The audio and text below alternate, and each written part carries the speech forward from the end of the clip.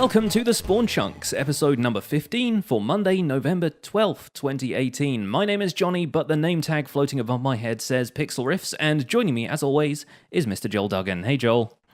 Good day, sir. How is it going? Not too bad. Not too bad. We've got a lot of progress on getting my roof sorted out. So I'm sat in a slightly darker room than I was because there's scaffolding all around me. What kind of new stairs are you putting on the roof? I'm thinking they're probably just going to be the standard red brick stairs. Although, I don't know if the roofer has red nether brick available. I should ask him if he's updated to the snapshots yet. So, oh gosh, Minecraft jokes so soon, right? Let's chat about what we've been doing this week because I saw you streaming the other day. So you've been back on the Citadel at least. Yes, I have been struggling to find any time to record and do any Let's Plays, and I just decided over the weekend. I normally do a little bit more prep, where I'll say hey, I'm going to stream later on this afternoon and let people know and try to get a thumbnail and stuff like that. And I just 3:00 on a Saturday, I just you know what? I think I'm going to stream, and I'm just going to kind of toss it out there, do a quick tweet, and just see who shows up. You're just going to drop in, yeah. Yeah, so they were quieter streams than normal, which is fine. Still had some regulars and stuff in the chat who I really appreciate, and it was fun to chat with those people. But I've been struggling because I've been trying to figure out what to do next with the Inn on a Bridge. There is a lot of landscaping that has to be done. There's interior stuff. Interior stuff is really the block. I'm not looking forward to doing the interior. I don't even know if it's video worthy. It's almost something I just want to go and do and just kind of so this is what I did, and then move on and just onto something else.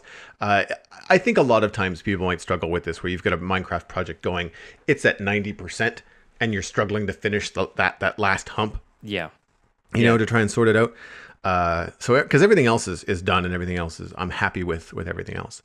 I have been playing with the new texture pack, the new 3.1 version of the textures. I like some things. I don't like other things. Some things have grown on me, but a lot of stuff you're just nope. The more I play with it, the more it feels like a change. You really do notice the cumulative high contrast of the pack. So because of that, I haven't really been in the mood for building. So I wanted to do some technical stuff. I've been watching some old Etho episodes. We're talking he's on a 1.3 or 1. Something like that. And he was doing water streams. I thought it's you know what? With the new water mechanics, I want to try to do a little bit more with this kind of stuff. So for the longest time, I've been wanting to hook up the string drops and the spider eye drops from our triple spider spawner on the Citadel to the main water stream and get them someplace where they're more accessible. So currently it's a long hike to get to the spider farm, which is fine for XP. But if you just want more string, you want to craft a lot of wool, or for whatever reason you need spider eyes for potions, it wasn't anywhere near our main hub in the meadows. So I created a water stream to move everything into a storage system at the top of the mine, and then have an overflow system that then puts it back into another water stream that goes to the main greenhouse, which is where we store all of our carrots and potatoes and pumpkins and all the stuff that you can trade with villagers. And of course, string is something else that you can trade with villagers. So there's an overflow for the string there. So I had a lot of fun on stream putting that stuff together. And I don't normally do technical stuff on streams. It's mostly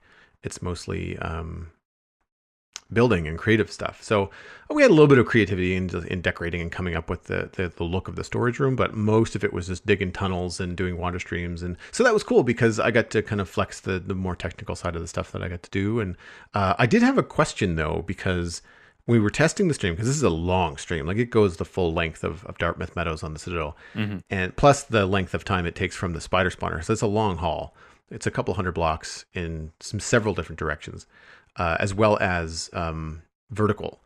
And so what I was concerned about at first was the timing of items despawning. But it turns out that the water streams in 1.13 are so fast that you can transport things a long way. Yeah. Most of the time without ice. You only have ice underneath the connectors, underneath the every 9 blocks you've got a slab with ice underneath it. Just so it continues flowing and you can have another water source after that. Yeah, precisely. Yeah, so you don't need ice everywhere. And I keep on seeing this in Minecraft videos online. It's wow, your stuff is going to be flying. You don't need to use all this ice. Yeah. I do have some ice streams underground, but that's because we built those streams before 1.13 came out. Mm-hmm. And it's too much of a pain to replace them at this point. Exactly. So now I had dropped a couple things into the stream, and they made it down to the very end. And then I put some renamed apples. I renamed them as test apples, and we put those into the stream. And they did make it, but I put them in the stream, and then I quickly got up to the surface and flew to the other end and waited and waited and waited, and nothing happened. And what had happened was the items I had left the chunks fast enough that the items were out of chunk load. Yeah. So I don't know exactly how many chunks are between point A and point B as far as taxi cab distance goes. But I was wondering, like, if you're transporting an item over something like, say, 24 chunks and your render distance on the server is 12, what happens to those items when they exit that 12th chunk? Right, like, yeah. Do you know? I think they just stay there until you load the chunk back in again. They're probably going to lose all momentum is the problem. So if you happen to have, like, if there's an ice block right at the edge of that chunk and they stop there, then they're probably not going to catch the water stream on the other side when you walk over there and load it in. So I think they'll leave load distance and then they will just stop there. Like any physics that were applied to them before no longer apply, because they aren't loaded in. But I don't think they will actually despawn, because if you imagine it's like you've just died in a far off distant place and the chunks where you died unloaded because you've respawned back at your base, those items are good for as long as you need to go back and get them, as long as you don't stay in loaded chunks near them for 5 minutes. Right. So I think the same is definitely true of items traveling through water streams and stuff like that. Same with minecarts that go off on a rail out of load distance, they will just stop dead there until you catch up with them and prompt them to move somehow. I think if they're in flowing water when you reload that chunk, they will just start moving again. But if they come to rest on a block, it's going to be a problem. Yeah. Yeah, because I've seen items spawn in, and they seem to spawn in the top part of a block and then fall to the bottom, like to the ground level. Yeah, they don't just appear right at, like, it's like spawn this, mid block, at least halfway up, and then apply gravity if gravity is needed. Yeah, and then things either drop or don't drop. Similar to like when you walk up to an area where you've died on a cliff and your stuff has exploded over all areas of it. Like if you get there fast enough and your computer's fast enough, you can sort of see some items kind of like cascade, down the different height levels. Well, that's good to know, because I figured it would be similar to the Nether, because way back before I knew how Minecraft worked, I was trying to transport items over long distances, and I thought, would it be possible to get the items into another portal, somehow get them collected into a hopper system on the other side, move them, 16 blocks in the Nether and have them go a lot farther than that, in the overworld, and then put them back into a portal. But of course, that doesn't work because the Nether isn't loaded until you go in it. So the items but they're there. You don't lose them, but they're just sitting there doing nothing. Well, that's good, because now in general, if more than one person is online, chances are all the chunks between the spider farm and the greenhouse are loaded. Or if you're not running and flying, if you're not putting stuff into the system and then flying immediately out of the area to stop the chunks from loading, because the auto dropper that I had putting stuff in there, of course, would stop working as soon as I'm out of range. Yeah. The idea is that this particular test was not kind of indicative of exactly how the system is going to work. Right now, there's a backlog of stuff that's being pumped through the system. What will eventually happen is just like as string and spider eyes are dropping out of mobs that you kill in the farm, then one by one, those items are shot into the water stream, and then they're just going to go down the line until they accumulate. The issue, however, now that I think about it though, is that if they do exit the chunk distance, then they're going to clump up. Yeah. And that is not great for filters. Mm-hmm. So I've got 3 filters on the collection system for the string and 1 filter for the spider eyes. Now, I don't care if spider eyes go past it. Like, it's not the end of the world, because all of it is an infinite farm source. Like, we're never going to run out of string or spider eyes because of the way that the farm works, because they're all spawners. But it does pose problems for filters, and then the string tends to clog stuff up, and then you end up with items in your overflow that you don't want in your overflow. Yeah. I think that's the point at which you need to install some kind of hopper to collect them before it goes into the filters, and then have that hooked up to a dispenser or a dropper that's just going to go on a clock and spit the items out one at a time. Because then you filter everything through something that's going to collect them all, in bulk if it needs to, but then still distribute them into the filtered item sorting systems one at a time, so that you don't lose out on that.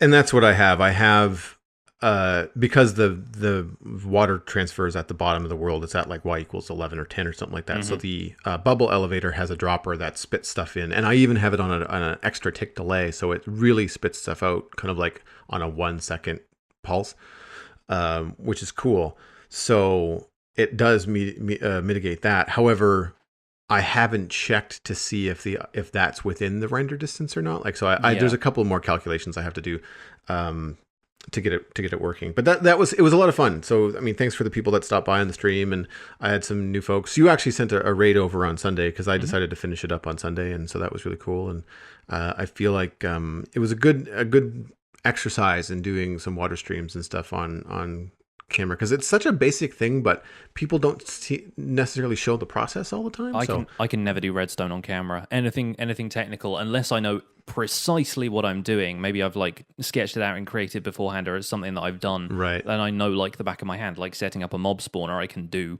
But yeah, like so often when it's unfamiliar redstone, I'm having to troubleshoot stuff. I can't stream that because I get quiet, and I feel like I'm not being entertaining anymore because I'm just puzzling it over. And there's inevitably a bunch of people in the chat who know better than I do, who are trying to explain things. But when you try and explain stuff verbally through a chat, and I'm only half paying attention to that because I'm trying to pay attention to the game at the same time, it just creates this weird kind of like this atmosphere that I feel like I'm doing everything wrong but still not understanding the solution to it. And so I try and avoid those scenarios where I can. It's why I tend to stream kind of a little bit more like resource gathering stuff when I play vanilla, or occasionally if I've got a build to do, then I work on stuff like that. But it's one of the things that's made streaming Sky Factory a bit of a challenge. Because, and I've been watching your streams, and they're really, really cool. So that's what you've been up to, eh? I have, yes. I've been back into Sky Factory 3 now that I have a machine that can comfortably play really intense mod packs. As the main reason I stopped playing Sky Factory in the first place was because my old PC, the world progressed to the point where there was enough technical stuff going on, my old PC just couldn't handle it. The new one has been handling it perfectly. And so the system I have set up to split the content between Twitch and YouTube is that I stream it on Twitch. I have a VOD that goes up on Twitch, I have a VOD that goes up on my second channel, and I have Replay Mod recording Sky Factory the entire time so that I can make time lapses of it to go up on my main YouTube channel. The second one of those just went up today, and I'm really happy with it so far. I play Sky Factory in a way that basically nobody else does because I build things, and most Sky Factory worlds I've seen, it's such a tech progression focused pack that so many people just build cobblestone and wood platforms for the different things they want to do, but don't bother putting any kind of artistic flair into it. They don't set up actual houses because there's no need for it. If you have a bed, or at least you've lit everything up, you don't need to worry about mobs or night. You don't need to have any kind of shelter. So yeah, like and one of the first activities you do in the sort of achievement book, the kind of quest book that it gives you, is set up a dark room mob farm, and that you really have to make sure that's the only spawnable space in your Sky world. And once you've done that, you're basically fine. You can just light up everything else. You can even get the mega torches and stuff that stop mobs from spawning, so you don't need to light everything up. And yeah, I time-lapse all of my Sky Factory stuff, so it makes sense to build things, because then you're going to have something that looks really cool appearing in a time-lapse. And everybody on the stream kind of gets that now. I feel like I've instilled the methodology in people who come and watch my Sky Factory streams, so they know that they're going to be seeing somebody who isn't as focused on the technical progression and is more like, let me build a cool thing to go around all of these modded contraptions that I've made. Because I don't know the first thing about some of the stuff I'm doing in those mods. I think having done the first stages of Sky Factory on my older streams, I know the first kind of few ages of the tech progression. I know how to get started with sieving dirt and gravel and sand and stuff to get resources. I know how to start generating stuff using mystical agriculture, which basically allows you to make plants that drop resources you can turn into basically anything. So you can get a Right. plant that gives you dirt essence. When you combine 8 dirt essence, it gives you 32 dirt. And you're like, oh, okay, I can use that to landscape everything now. And you get the Right. same with stone, but then you get plants that can produce iron for you, and diamonds and emeralds and redstone. And suddenly, yeah, you can basically do anything from that point onwards. Even with the other mods, there are compatibilities that allow you to make electrical steel plants and things like that. So once you've got a decent setup for that, which is the place I got to in my last Sky Factory streams, you can basically make whatever you want from there. And I know how to get that far, but then there's stuff beyond that that's like all to do with nuclear reactors and more kind of fantastical energy mods. Draconic Evolution is one of the things where you basically have to automate the killing of the Ender Dragon, killing of the Wither, so that you can harvest resources from them to make even more complex machinery, and then you can control the weather and you can generate new dimensions, and it's so like it gets really intense towards the end. And you start with just a tree and a block of dirt. And it's just one of those things where the escalation is one of the fascinating things about it for me. So I've been getting back into Sky Factory, and also as a bit of an antidote to vanilla Minecraft, because I feel like it's not that the honeymoon period is over for 1.13, but I feel like a lot of the focus that people had on it has started to dwindle a little bit, especially with people looking forward to the snapshots. So it's nice to dip out and get into something different. Yeah. No, I agree. For anybody that's looking to get like reignited with 1.13, just as a side note, I spent a little bit of time watching Vintage Beef do Let's Plays in his new Vintage Minecraft server. Right, yeah. I think he's restarted that recently, hasn't he? Yeah, and he's not played 1.13 before. So it's been months, and this is the last few weeks has been his first weeks in the version of Minecraft with Update Aquatic. So he is very excited, and it's fun to see someone experiencing it for the first time and kind of reimagines or reignites your imagination and excitement for it. Like it's not that I had forgot about coral blocks, but it's like, you know what? My next build should involve coral somehow, because I found it. I've harvested a couple, but I've not built anything with it. Yeah. And so it's going to kind of like remind you like, hey, in case you're bored with this version, or if you're running low on ideas, you haven't done everything yet there, bud. You know, like I thought it was a nice reminder. But when watching you play Sky Factory, the thing that kind of sparked my interest was the fact that you start off with so little and that you have to kind of come up with something from nothing. And I was like, how on earth does he mine stuff? And of course, then I watched you turn. I think you were sieving dirt and getting pebbles, and then pebbles eventually allow you to craft cobblestone. Yeah. And that's when I clued in. I was like, oh, okay. So he had one piece of dirt, and from that he was able to create, I guess, enough pebbles to make one cobblestone, or I can't remember how you ended up with more dirt. It was compost. You compost all of the leaves from the trees. And right. There are tools that allow you to get more saplings out of the trees, so then you can be guaranteed that you're not going to run out of oak wood. As a non-modded player, I've watched some series, but they're always like real world generated, like, you know, Nature's Beauty and traditional Minecraft worlds that have modded features, but there actually is terrain. Generated terrain. Yeah. So when there's no terrain, I found it really interesting to kind of, I had it on in the background while I was working one day, and it was just really cool to see like, okay, well, what's the next step? And I was like, well, how does this mod pack generate, you know, block X out of nothing? And then you realize, oh, he's got to sieve gravel, or he has to do these different things. And it's funny how similar the sieve block texture is to the new scaffolding block texture. It is, that they've got coming out. Yeah, it's really funny. And scaffolding is something I know an awful lot about now, because I have a lot of it around my house currently. But it looks nothing like Minecraft scaffolding. Minecraft scaffolding is actually now in the new snapshots. Let's move on to the news and talk about this. So Snapshot 18W45A came out this week, and there's nothing really surprising about it this time. Illager patrols now spawn naturally in the world instead of you having to spawn them with eggs. And in my experience, they spawn really frequently. Like, I saw a lot of Illagers just wandering around, you know, in the dark in creative to see how frequently they would turn up. They're all over the place.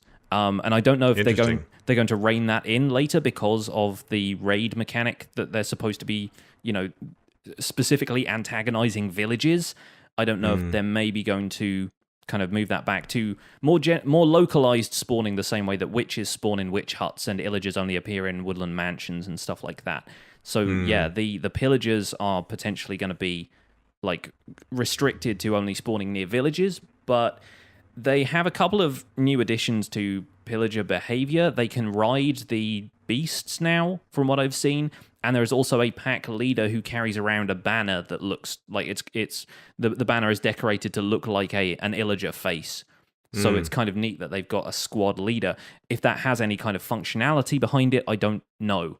I think maybe like they're the ones who spawn first and then spawn other Illagers in around them or something like that. I'm not certain, but the way that it works, it might need to look for a space large enough to spawn the leader and the beast, and then after that, it will spawn in X number of Illagers on patrol. Yes. Interesting. Yeah. One of the things that I think would be cool, if this mechanic is in there, this is just speculation, would be if you take on the patrol and you wipe it out, then great. That's, you have to protect the village.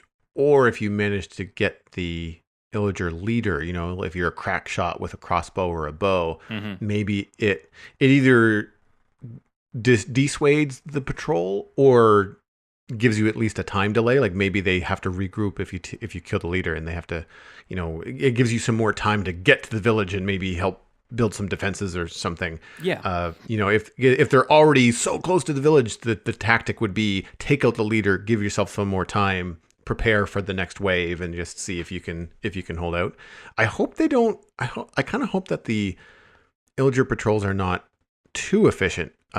That or they increase the number of villages around, because it would really suck if these frequent Illager patrols wiped out your villages and the next ones were not for thousands of blocks. Yeah. It's like suddenly all of your villages are gone and you're like, wait, I was going to make a breeder.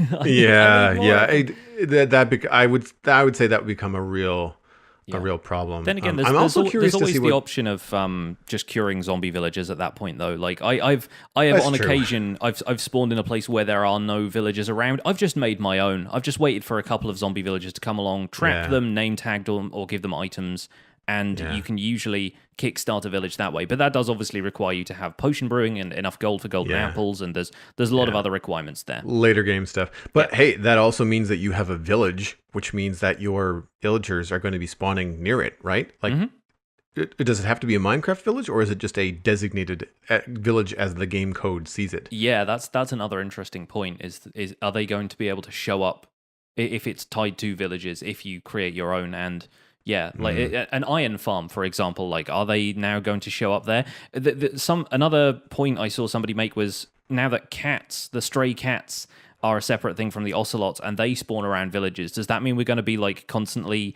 killing cats in our iron farms as well? Because if an iron golem spawns there and a cat spawns there, they're both going to go down the same lava drop. So they're just going to become cat murdering machines, which is upsetting as a cat lover. So yeah, maybe we'll see some designs that take that into account. And maybe we still don't know what this is going to do to affect iron golem spawning mechanics. So it may be that iron farms need to be completely different anyway. Yeah.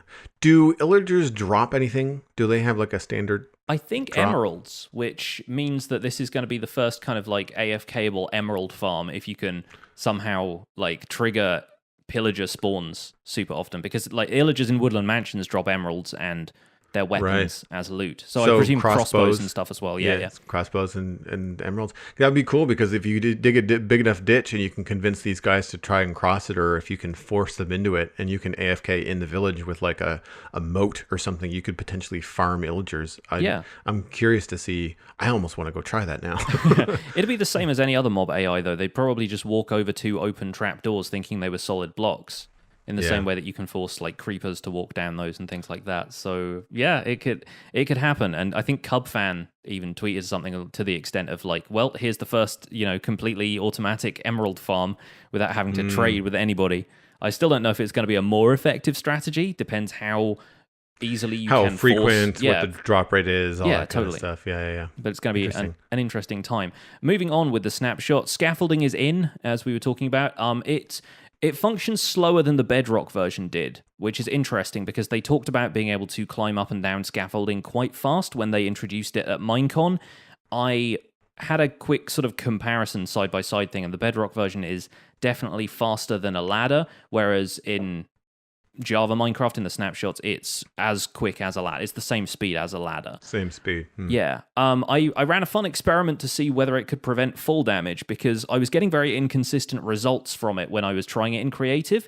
I'd kind of, fly up into the air in creative, drop myself back into survival mode, fall onto this thing holding shift, and see if I could catch myself on the scaffolding. And at certain heights it worked, and at certain heights it didn't. So I did the maths, because I had nothing else to do that day, apparently.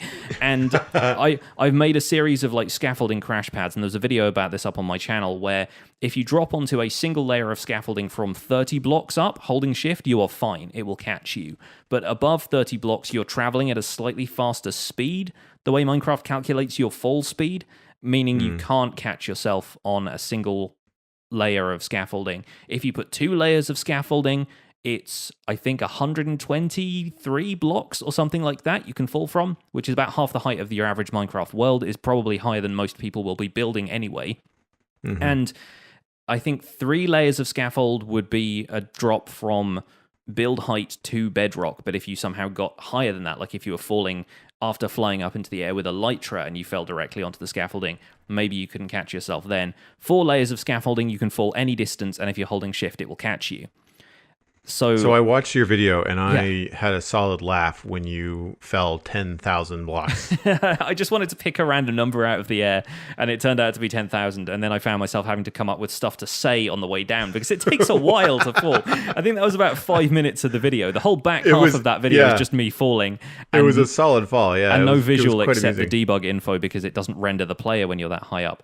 But it's fun. And a lot of people in the comments especially were saying like, well, you can just fall into a single block of water and you're fine. And I went, yeah, but there are some places you can't put water, like the nether. So having a scaffold crash pad on the nether roof would be kind of fun if you're building a gold farm up there and you want to be able to just jump off. You don't have Elytra yet, or maybe your Elytra isn't as reliable. You can always just jump onto a crash pad like that, just hold shift, and you've got a maximum of 128 blocks on the roof of the nether before you hit build height anyway, so a couple of layers of scaffolding, you're probably fine.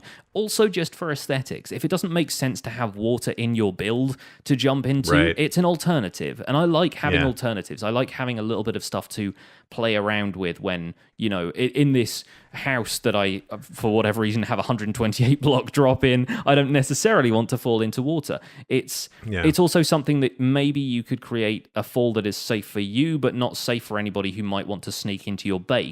So you've got like a drop shaft. People are expecting water to be at the bottom. They're not holding shift, and then they just go splat on the scaffold, whereas you hold shift and you glide right through. So there's potentially use for stuff like that, even if it doesn't necessarily bring a new mechanic into the game in surviving that kind of fall. It's at least an option, and I like that. Well, it's an option, especially if you want a drop that's more than a 1x1 tube, right? Like if you wanted to have a 3x3 or a 2x2, slime blocks are okay, but then they kind of make you bounce a little bit, and I always find it kind of ruins your navigation momentum. Yes. In my swamp mine, I have a single shaft drop with 3 vines at the bottom. Yes. But then you've got to deal with having string to keep the vines from going anywhere. You have to have it at 1x1, because if it's not 1x1, then you could potentially miss the vines. Now vines, at least in 1.13, will grow on all sides of the block. They don't just do the one side, which is nice. Yeah. So you really don't have to worry about that kind of stuff. And you can do the same thing with ladders, but it's possible to fall on top of a ladder instead of catching the downward part. So the downward part, you can occasionally just go splat.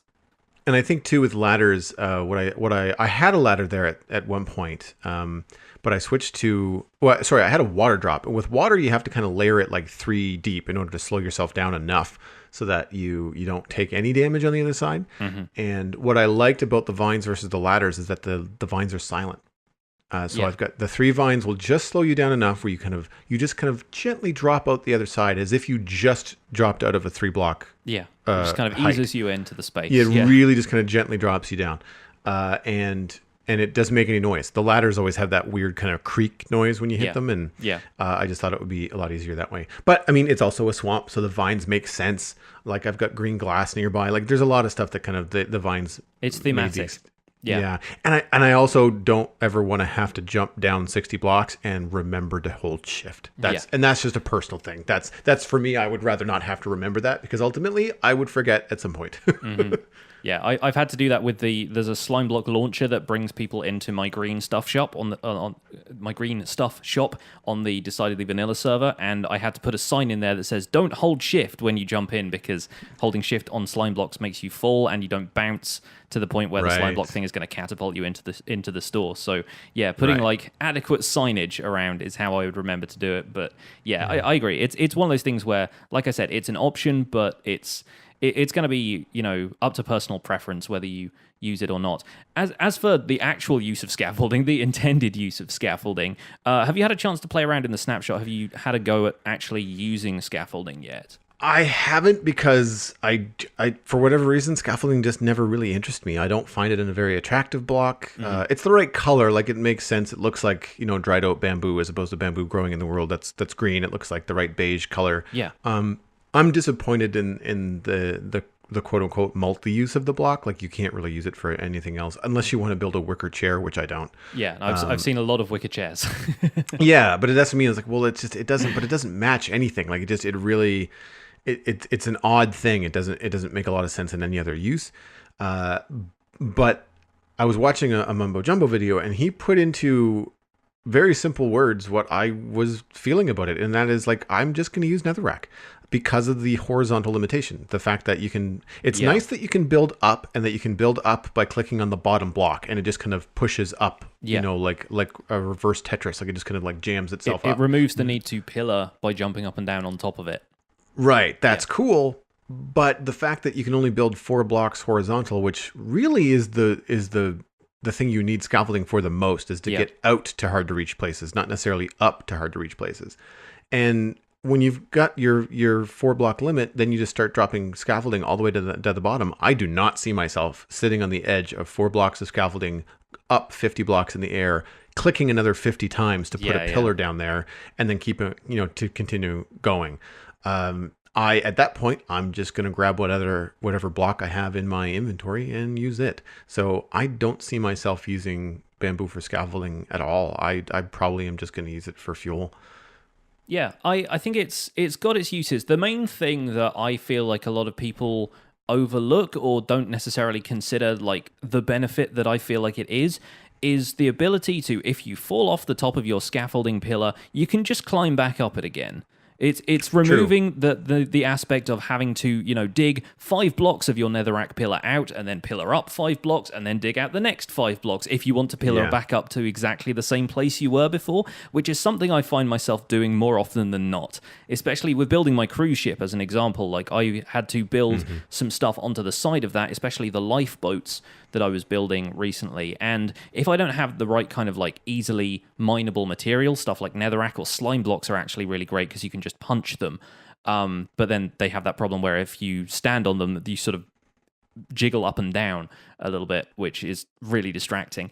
But if I don't have the right kind of materials for that, I'm left pillaring up with either the materials I'm trying to build with, or like, I was pillaring with concrete, which doesn't mine particularly quickly, and so it's a pain to remove. And if I fall off it, I have to glide back onto it with my elytra, which means I'm wasting fireworks, I'm wasting kind of time and all sorts of stuff. Whereas if I just had a simple scaffolding pillar that I could climb up and down at will, then that saves me a little bit of time and effort. And once again, the benefit to scaffolding being that if you break the bottom block, the entire thing breaks and brings everything else down with it. That's actually quite useful in the grand scheme of things.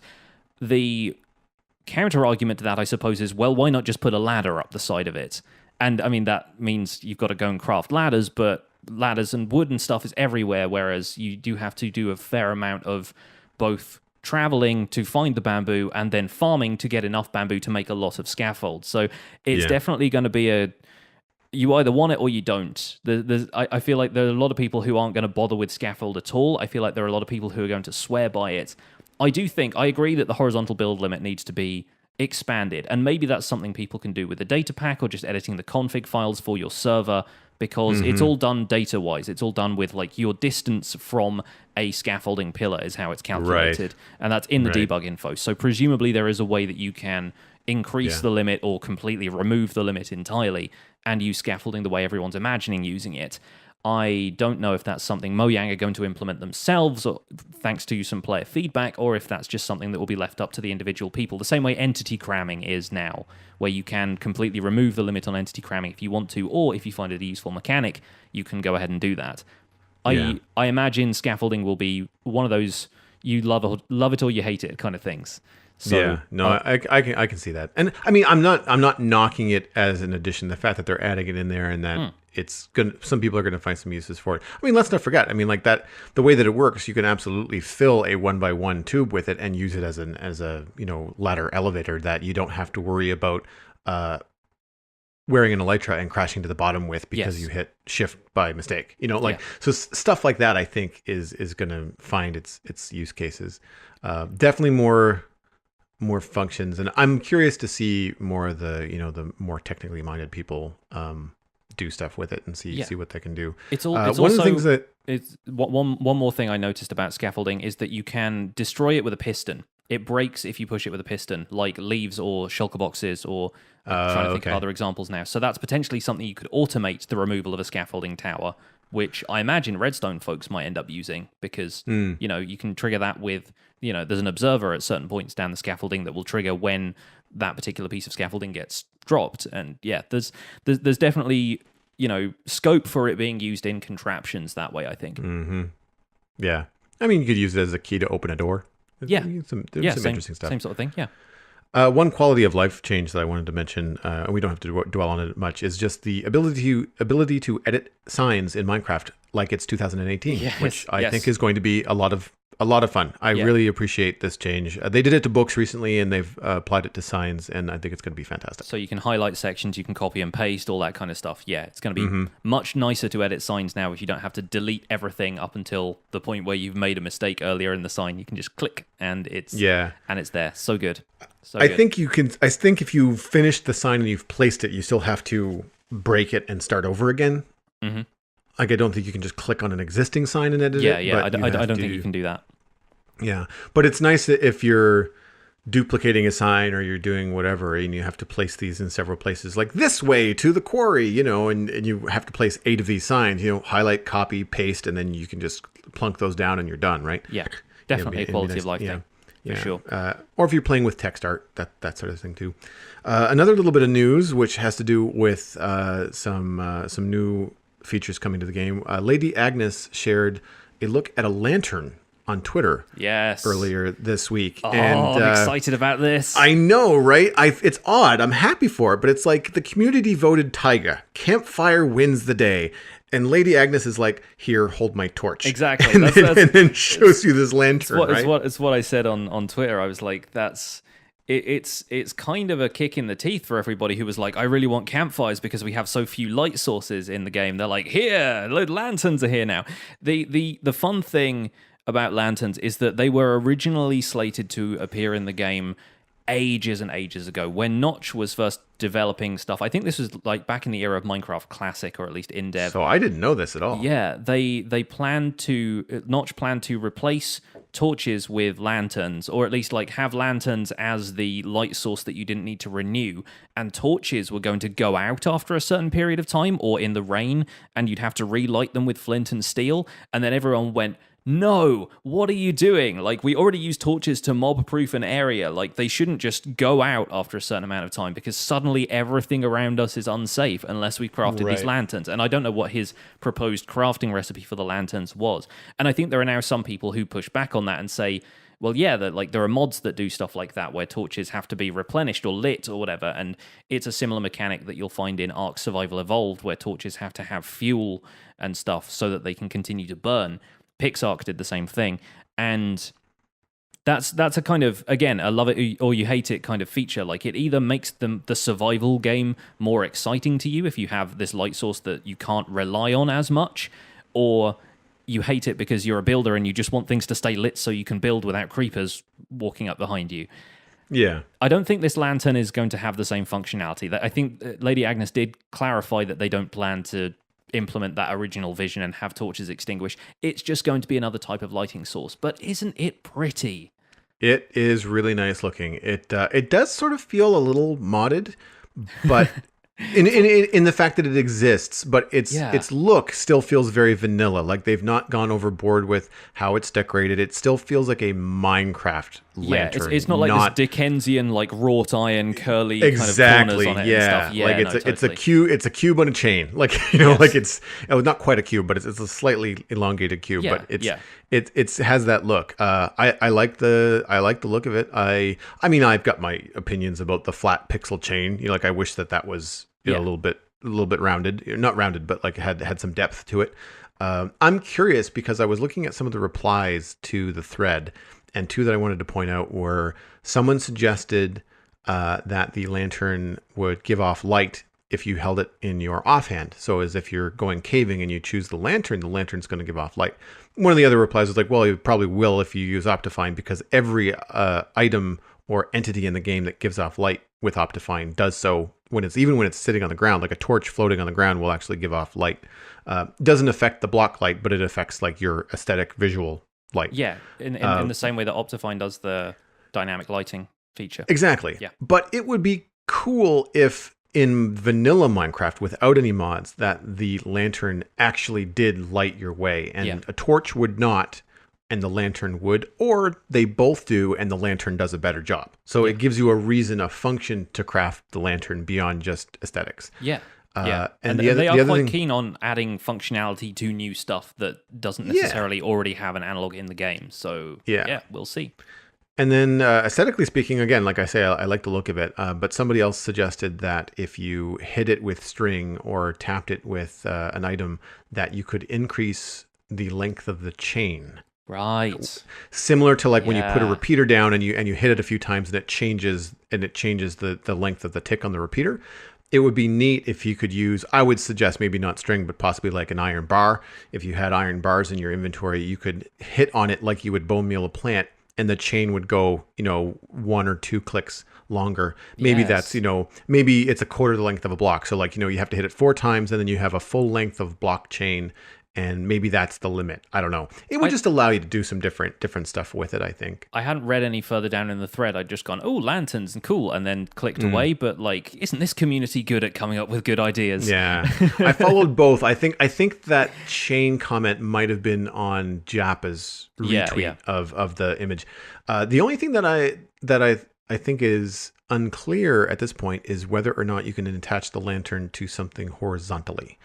Everything in Lady Agnes's tweet it was either is either hanging or below, or sitting on a fence post. There's nothing that allows you to look like it. You could hang it outside your front door, like kind of like a sconce. Yeah, so you'd have to have something to hang it from. Yeah, right. It could be an item frame. Like I don't know what they could do. I feel like that should be something that just if you place it on the side of a block, it's going to have a different attachment than a chain. Yeah, it'll just show up with a sconce or some sort of. It looked really good hook. next to with a tripwire hook. If you just kind of dangle it from a tripwire hook, I think that'd look. Dangle it from a tripwire hook, or if it had, even if it just had something like that it would just hang from the middle of the block. Some sort of bracket, would be fine. Yeah. Yeah, some sort of bracket would be fine. I like the idea of hanging it from a hopper. That looks really cool in her image. But I'm excited for it. I think it's going to be cool. It would also be really fun, like another kind of blue sky sort of thing, not really thinking they're actually going to implement this, but if you could have clusters of lanterns the way you have clusters of like sea pickles or turtle eggs in 1.13. Oh, cool. So if you could hang multiple from them, it'd be really nice to create like fairly small chandeliers that way, because I feel like a lot of people try to go for chandeliers in Minecraft, but for mid-size builds, it's really difficult. You've either got like the 4 fence posts going off in each direction, or you have to go big or go home. And I feel like, having like a series of dangling lanterns coming from the same block would be kind of cool. But even just the one is really nice. And it looks like they've got a good aesthetic for it already. I really like it. Yeah, it makes me want to hang all the things. Like I really want rope, which you could make from bamboo, or chains, which you could make from iron in the game. Yeah, like yeah. it would just because rather right now you're stuck with trying to use fence posts to mimic what looks like rope. Yeah. And it really requires some suspension of disbelief. Yes, you know, absolutely. Yeah. to get in there. So it would be cool if they added something like that. Have you ever come across a mod that has rope in it? I'm sure that one exists. Yeah, there's a couple in Sky Factory. The rope basically functions as a ladder you can place from the top down. So like functionally cool. it's like that, but it is still very kind of block oriented. It's not like a kind of diagonal rope. There are some, I think you can make like fairy lights in some mods that actually can be strung from block to block, and they function they have the physics of a rope. So that's really cool. Yeah. I haven't seen that many things, but I think what's it called? Immersive engineering might have something like that. There's like ways you can link together things with fan belts and stuff to drive them.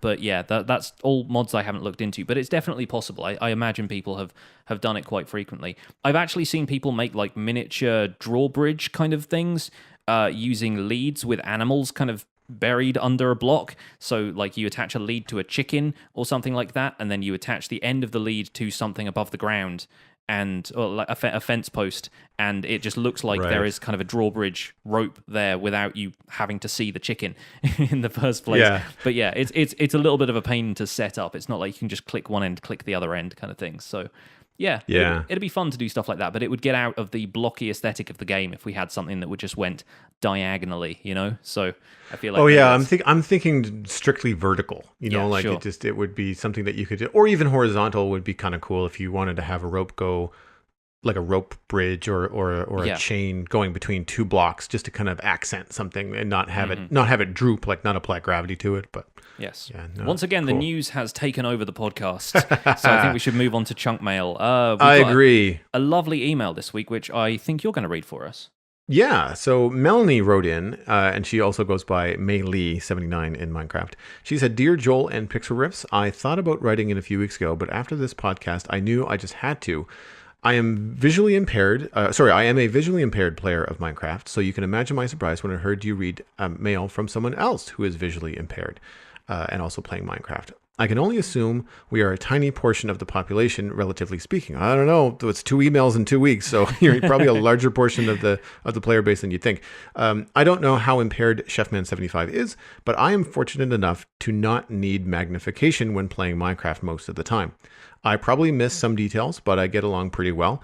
I will say I'm happy one can adjust the print size in the menus. It is interesting to me to hear you two talk about textures and shaders in the game. While I do pay attention to how good a block looks, if a particular texture makes it more difficult for me to play the game in some way, I'm not going to use it no matter how much I want to, because it just function trumps the fashion in that point. I also find shaders make seeing the game more difficult for me, so I don't use them. I never thought about shaders making things more difficult. I thought the higher contrast would make things easier, but I didn't know that. I have to say my favorite change coming to Minecraft is that we can change the color of texts on signs. That will make things a lot easier to read. Looking forward to future podcasts, especially anything to do with accessibility. Keep up the great work, Melanie." I like her point about changing the color of signs. The color of text on signs. I am not visually impaired, and I am looking forward to white text on dark signs. Yes, absolutely. And there is even the functionality now to dye with the 16 colors available to us in Minecraft as well. So they've reverted the natural text color to black, but if you right-click it with bone meal, it turns white. If you right-click it with rose red, it turns red. There's going to be a lot of... You can even kind of color code which way is which in your nether hub that way. If you want to kind of put, so-and-so's base this way, just follow the blue arrows. You can do that now. Yeah. So it's going to work well for a lot of people as well. But it is great to see that like stuff like that is becoming... is a functionality that people who need accessibility features like that are going to be able to use, and it's just going to vastly improve their quality of life. That's a wonderful thing. I think Chefman did write to us on Twitter to kind of follow up, just to say that his poor eyesight means that he tends to listen to podcasts and stuff more because he gets eye strain from working around bright lights all the time. And so I imagine right, because he works in the film industry, I think he said. Yeah, so with the glare of kind of lamps and stuff, but even like glare on a computer monitor can get a little bit intense. Like I've had to go to bed early and just like lie down in a dark room for a while because I get eye strain from I work on my computer basically all day. So yeah, it can get a little intense, and yeah, it's always always fun to take a break from that and listen to podcasts, and cool to hear that we have people out there hoping that we can talk about accessibility with Minecraft in future, because I would love to talk to somebody who's working with either like a charity that works with accessibility for gamers, stuff, somebody like from Special Effect here in the UK, or some others overseas, or even anybody who's worked with Minecraft in education. We've talked about this before, but yeah, I think that kind of stuff is definitely going to come up in future. We can't promise anything right now because, of course, like, you know, booking guests is difficult. Everybody's got these different schedules and stuff like that. But I entirely agree. I would love to use that as a topic for a future show. So, with the lantern being the main thing that is kind of the main news item this week, I wanted to talk about lighting a little bit more, just for our main discussion topic. I know we're running a little long here, so it probably won't take super long, but I want to talk about lighting for both mob proofing and aesthetic purposes, because we all need to light stuff up from time to time to make sure that we aren't going to get creepers spawning and like monsters that we have to fight and stuff. But there's also the choice of what lighting you use, where you have redstone lamps, torches, sea lanterns, and anytime a new light source gets added to the game, everyone gets excited like they are about this lantern, because it feels like lighting is relatively scarce. It's one of the main things players struggle with from the beginning of the game even into end game, is the battle against unlit areas. How do you feel about the way lighting works in Minecraft right now? Do you enjoy kind of spamming torches everywhere, or would you prefer to have some other kind of system in place for those? Well, I definitely don't like torches. I find that they really don't work with all the aesthetic things you want to do in Minecraft. So it's okay if you want to build like a tiki village or a medieval town, torches kind of make sense. But without a lantern, you have to make lanterns out of torches and trapdoors and or possibly redstone lamps, etc. So I find that the sub block light source is lacking. That's why I think I'm so excited about lanterns, because beyond torches and end rods, pretty much everything else that you use to light in the game is a block. Like it's a full size block. You know, it's glowstone. It's a redstone lamp. Yeah. Exactly. So that kind of thing. And I feel like very early on in my Minecraft playing days, we started dropping torches below the surface of the ground and putting a leaf block on top of them. Mm-hmm. Yeah. You have to place more because it reduces the reach of the light from the torch, but boy, does it look a lot nicer. Yeah. I think doing that with jack-o'-lanterns became quite a common thing as well, because they provide just like one more point of light than torches do in terms of the actual mechanics of it. Yeah, exactly. And that's something I do find a little bit tricky, and I wish worked a little bit differently in terms of the drop-off of lighting. It makes sense once you kind of break it down. There are 16 light levels at any point in the game from most blocks, and that includes a 0 all the way up to a maximum of 15, 15 being the block immediately above the light source or below the light source. After that, when you start going north, east, south, or west, you start dropping by one light I guess count. So one block away is 14, another block away is 13, and it doesn't matter whether you're going up, down, left, or right. It's all taxi cab distance. So if you go at an angle, you drop 2 light beats from the original, or light level, I guess I should say. You drop 2 light level from the original source. So very quickly, when you have a light level that starts at 15 or 14, you can get down to 7 without having to go very far. Specifically, if you've got lights in the ceiling on, say, like a 5-block ceiling, you know, that's, what is that? That's, say, 15 in the ceiling. So that's 14, 13, 12, 11. You're down to 10 by the time you actually hit the ground. And then you get 3 blocks away from that, and stuff's going to spawn. And stuff's going to spawn. So that means you've got to have ceiling lights like every 3 blocks, really. Yeah. Which is problematic. Now, I've been playing long enough that if you just place torches with 5 blocks in between them, you absolutely will cover everything. You won't have any spawning spaces. That may be not the most efficient, but it's the easiest to remember. 1, 2, 3, 4, 5, 6 is a torch, and then you just kind of grid from there, and you should be good. Again, not the most aesthetic thing in the world. So I wish that the vertical drop off of light would be different. I'm okay with the horizontal. It's a good game mechanic. I appreciate the fact that they have to have something like that in the game. I wish it was easier to hide lights, or that the some of the, we'll call them glitches, the blocks that let light through. So there are transparent blocks in the game, things like hoppers, chests, glass, but also some blocks like upside down slabs and upside down stairs that let light through aesthetically, but they don't affect the block level. So the stuff can still spawn, even though visually when you look at it, it looks nice. It looks like a nice dim light, but it doesn't work. I think any block that wasn't a full block did used to let light through. I think that has been changed at some point because it was fairly clear that, you know, a full slab of material covering a light source shouldn't actually let light through. The fact that the visual kind of indicator is that it still does have some light glowing from below it is really strange to me, and it makes for some cool effects. But the fact that it isn't then emitting light or letting light pass through it is kind of counterintuitive to what you're seeing. So yeah, it gets a little frustrating at times, that. Yeah. And we've had some complaints on the Citadel from some newer folks that are just getting used to playing on the server. We're like, wow, there's a lot of mobs in different places. Like, well, we don't like torch spam. I find it looks really ugly. So if a area has not been coated with the subterranean light sources, then there's just no torches there. So you get some mob spawning. And to that I say, well, bring a bow and arrow with you. Like, I mean, exactly. It's survival. It's not meant to be cushy.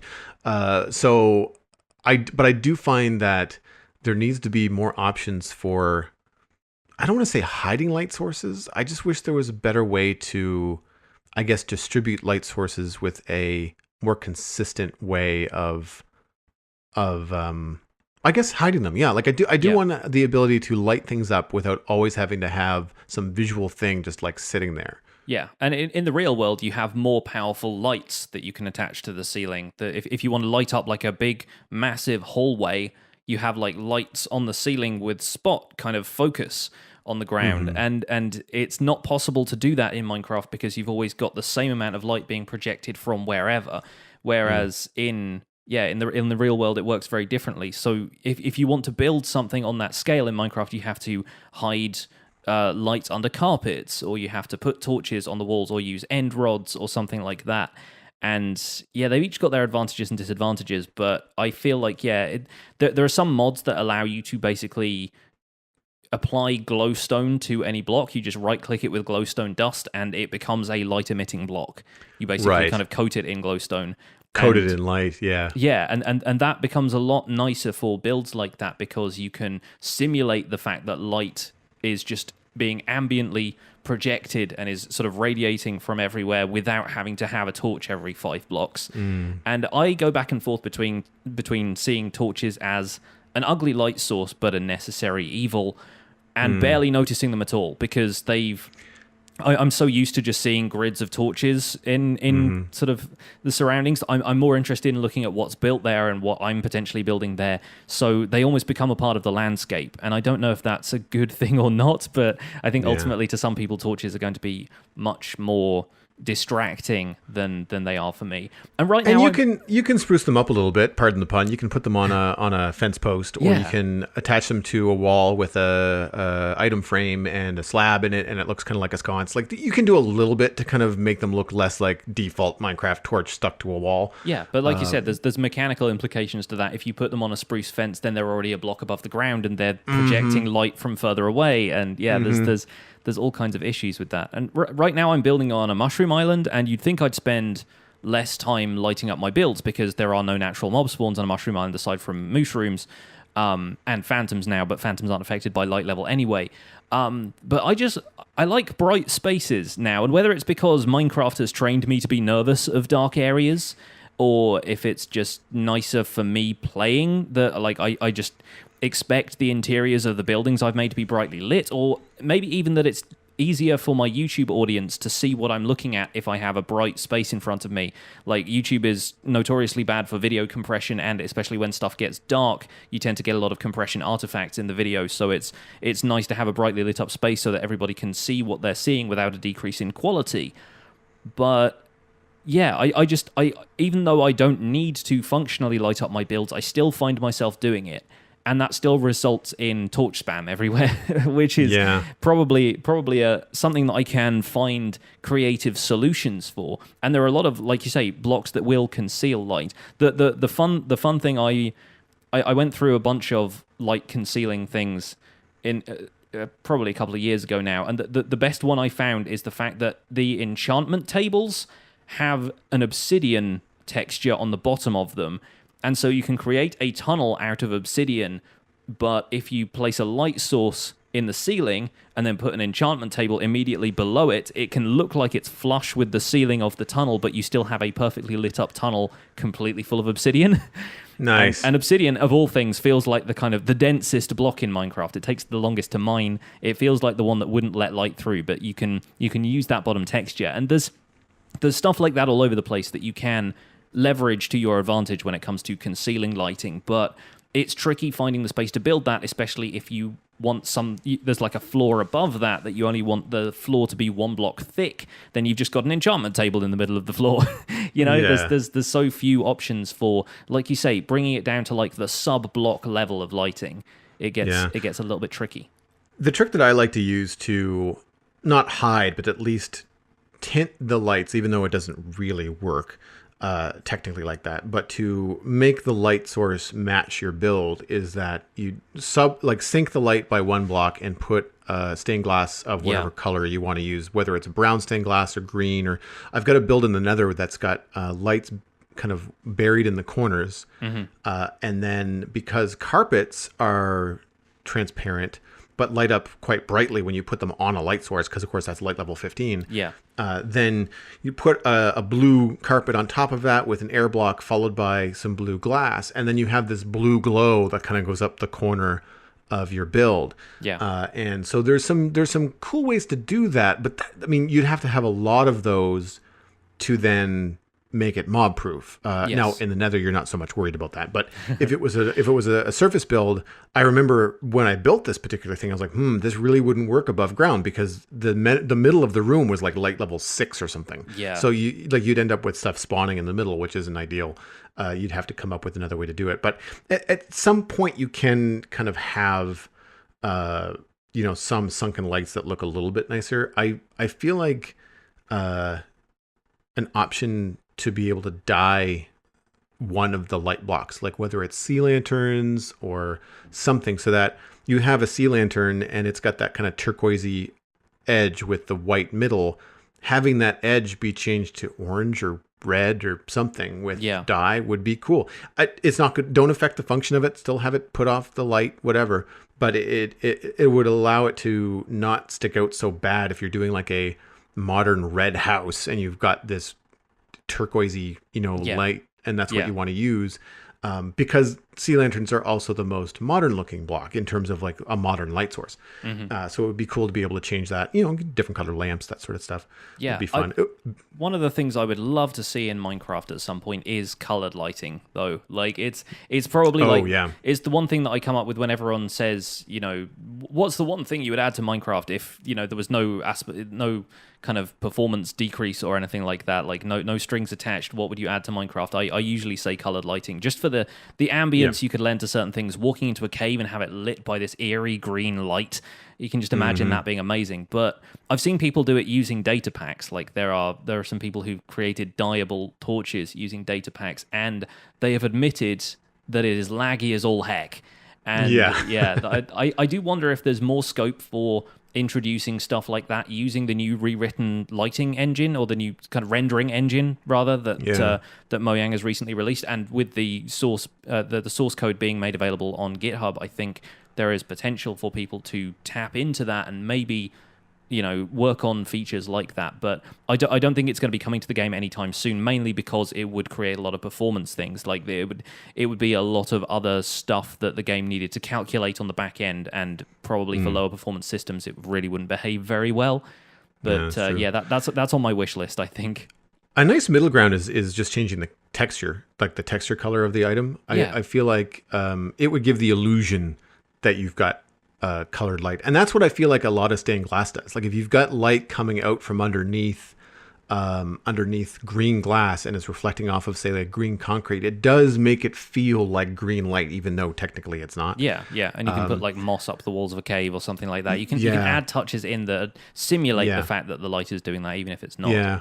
Worth noting, too, that 2 of the new trapdoors are solid in terms of their texture, but they are transparent as that they let light through. The spruce and dark oak trapdoors are fantastic for completely concealing your light, but allowing it to keep mobs from spawning, which it's definitely a trick that I've used. Birch doesn't have any holes in the texture either. Birch is completely solid. Oh, that's right. It looks kind of transparent because it's got that white kind of paper. Yeah, it has like a window to it. Styled thing in there, but it's not like the oak or jungle ones. No, that's true. That's true. All right. Well, I'd love to hear what more people think about lighting in Minecraft in the emails that we receive each week, but I think that's probably going to wrap it up for today. I think we have talked enough, and it's time to go and actually play some Minecraft. So that's going to wrap up this episode of The Spawn Chunks. You can find more information about the show and links to some of the things we talked about today at thespawnchunks.com. The music for the show was composed by me and is now actually available as a perk for supporting us on Patreon, if I can actually get my words out. So The Spawn Chunks is proud to be a listener-supported podcast, and if you get some value out of the show, consider putting some value back in. You can visit patreon.com/thespawnchunks to join the community, where pledging at any level will get you an invite to our patrons-only Discord chat and get us closer to our next goal, which is turning one of the episodes into a monthly roundtable episode with more guests and just a general kind of forum discussion kind of podcast. We're currently sitting at 29 patrons, which is one extra from last week. So it's really awesome to see new people rolling in. Really great to welcome them to the Discord community as well. But even if you can't contribute on Patreon, there are still plenty of ways you can support the show. Sharing the podcast with your friends is the easiest way to support the show. You can find us at The Spawn Chunks on Twitter and Instagram, or just poke a friend in the arm and recommend a show in person. It is surprising how far that goes compared to social media. Emailing the show at thespawnchunks@gmail.com and let us know what you think about lighting or any of the new Snapshot features is always welcome. You can find The Spawn Chunks by name on your favorite podcast platform or podcast app. The RSS feed is linked on thespawnchunks.com, and of course there is a special patron-only RSS feed on the Patreon page.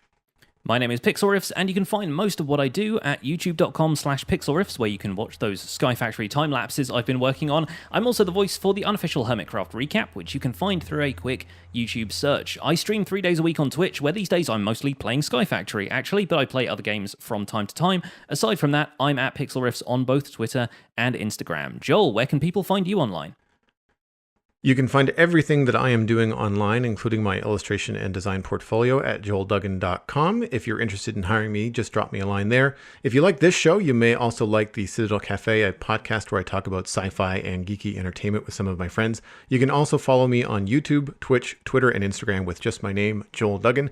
Do keep an eye out on my website for my new store. It is up now, but it is going to be populated this week with new prints and other features. Thanks for visiting The Spawn Chunks. The world outside is infinite. Here, hold my lantern.